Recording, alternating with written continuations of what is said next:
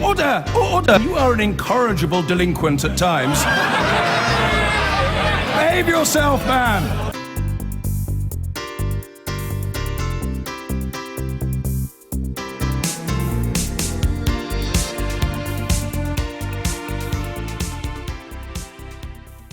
Good evening. One of the worst paedophiles in British legal history will be sentenced in the next few days.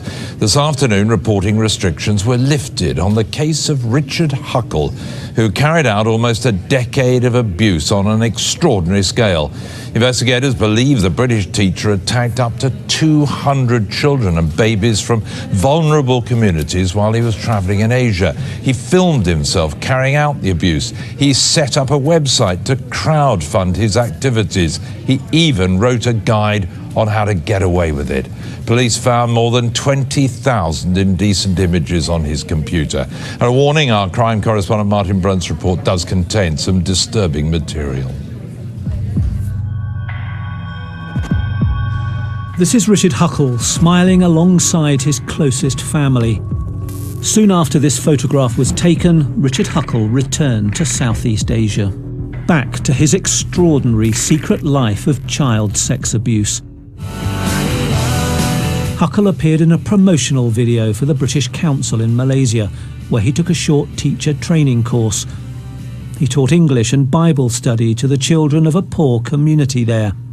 But secretly, he raped babies, toddlers and teenagers, girls and boys, systematically over many years. He's only just turned 30. We painstakingly analysed minute detail of what he was saying and the photographs he was taking. And as a result of that, we found that the location of the abuse was happening in Malaysia. Richard Huckle groomed those children, and he groomed them to a point that he was certain that no matter what he did to them, they would not tell their parents of the abuse that they were suffering from him. As cover, Huckle posted thousands of innocent photographs of himself and the children in his care. None of these is a victim. But on the encrypted dark web, he filmed himself abusing victims and shared the images with other paedophiles. He removed one child from an orphanage, as the owner explained. We just wanted to know if this was where Richard Huckle worked. No, he never worked here. And these things also not was happened here, I told earlier. These children actually happen everything before they come here. After they come here, he came twice to take the children because the parent wanted to take. So he took 2 children from here? One child. And what happened to that child? I don't know. Huckle admitted 71 charges against 23 children over 8 years. His youngest victim was a baby of 6 months, the eldest 12 years old. On days out, he took children to the water park in the Malaysian capital, Kuala Lumpur. These are photographs of one of his victims, a girl of perhaps 7 or 8. She's smiling for his camera. On the charge sheet, this victim is child B. Huckle admitted raping her when she was 10 and 11 years old and carrying out other serious sex assaults on her from the age of 6. But police believe he did much more to her. Huckle shared abuse pictures of her on the dark web and wrote, "It's quite amazing to have stuck with the same child lover for so many years, and I hope, from the images you have seen, enjoyed watching her grow. It's not often in child porn you can compare the bodies of a 5-year-old and a 12-year-old that are the same girl. I'm sure I'll have plenty more sex with her in the future." Huckle grew up in Ashford, Kent, where he was known as a loner. He won a place at a prestigious grammar school, but had poor exam results and left to start travelling. His friends were shocked at what he'd done. Oh, it makes you feel sick. A couple of the other guys that we were friends with have kids in this age range. I mean, they're a little bit older than mine, but the fact that 6, 4, 5, he may have even been around our friends' kids at this age. Huckle's parents sold the family home and disappeared soon after his arrest. In prison, he sent his best friend a voice message. This is Richard. Just to let you know, I'm still remanded in prison, but I've been transferred to HMP Belmarsh now. My prison number is... just to wish you Merry Christmas, and if you still want to keep in touch, then just send me a letter sometime. Huckle's sister-in-law told me, "None of his family will speak about him. None of us ever want to see Richard again." The judge told Huckle his crimes were of the utmost gravity and he should expect to go to prison for life. He'll be sentenced on Friday. Martin Brunt, Sky News at the Old Bailey. Martin's moved from the Old Bailey to here, and give us an idea of what was being said at the Bailey today. Well, because he eventually pleaded guilty, there's no trial. There's just some outline of what the case is against him and then sentencing. But because there is so much, it's going to take 3 days. So this afternoon, after lots of legal argument, we heard first from the prosecutor, Brian O'Neill, and he talked about picking up perhaps what the judge has already said, talking about these crimes of the utmost gravity carried out over nearly 9 years. He said that not only had Huckle targeted and groomed his victims, he'd also done the same to his parent, to the children's parents. And he said this: he used his relative wealth and status as a Westerner to exploit the community. Now, because of many legal restrictions, we can't say which community it was that he targeted. It was religious and it was Christian, but we can't talk about its ethnicity. The prosecutor again talked about how growing up Richard Huckle had few friends, appeared to spend a lot of time on the computer. And the question, why did he go to Southeast Asia to commit these crimes? Well, perhaps it's obvious. It's known as a paedophile's paradise. Malaysia, not quite so much. But the prosecutor said, in Huckle's own words, this was his explanation: impoverished kids are definitely much easier to seduce than middle-class Western kids.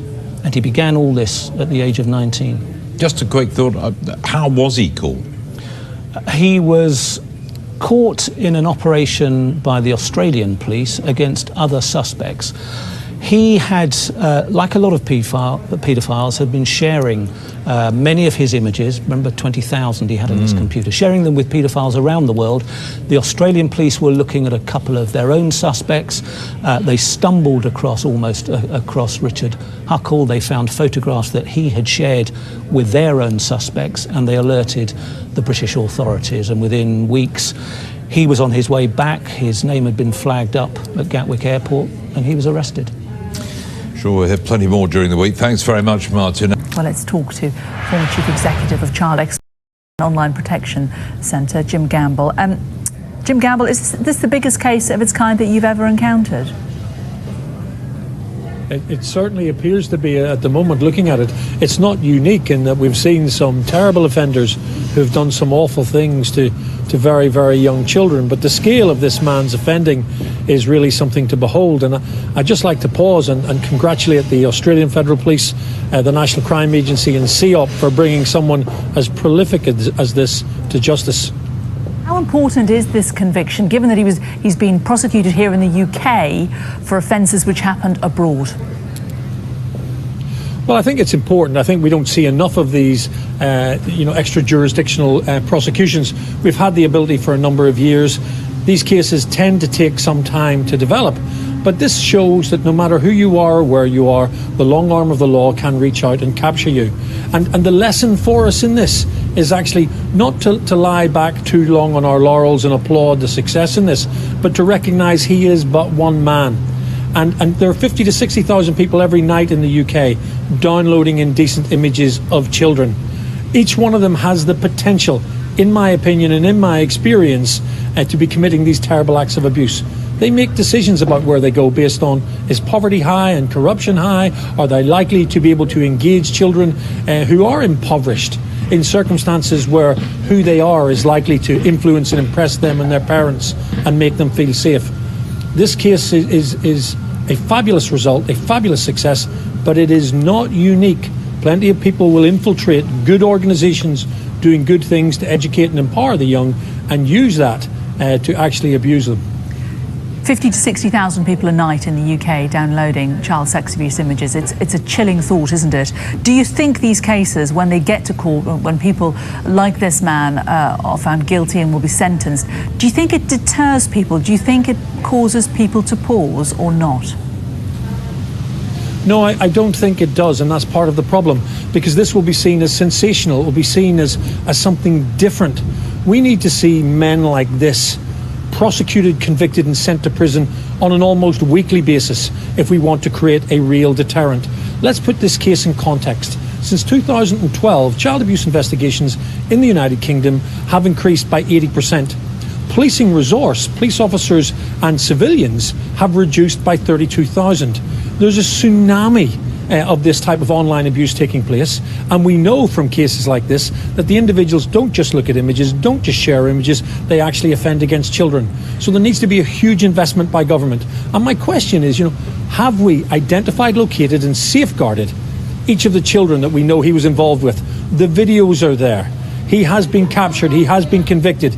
So are we doing everything we can to work with authorities abroad to make sure that children and young people receive the therapeutic support and aftercare that they need to?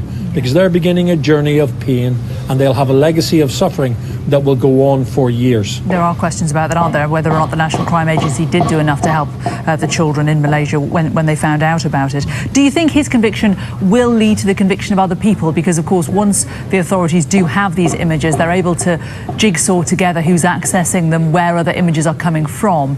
The images that the police now have from his computer, will it lead them to others? Oh, well, I think absolutely they will. But let me just put this in context. I am sure, knowing those individuals involved in this case, that they will have liaised overseas to help identify and locate the children. On the aspect of further investigations, this is like a web. These people nest online together. And once you get into that web, you identify one, and then there is a cascade. So this investigation will lead to many more. And I hope that the police service, the National Crime Agency, CEOP, and their international counterparts have sufficient resource so that they can, in fact, chase down every one of the individuals involved in these deep, deep nests where child abusers sit online, in the dark web where they share these terrible images and information. So investment and investment now. Let's not simply celebrate this. Let's use it as a lesson for the government to reflect and put more money where it's needed into this valuable work. OK, Jim, thanks very much. Jim Gamble there from CEOP, former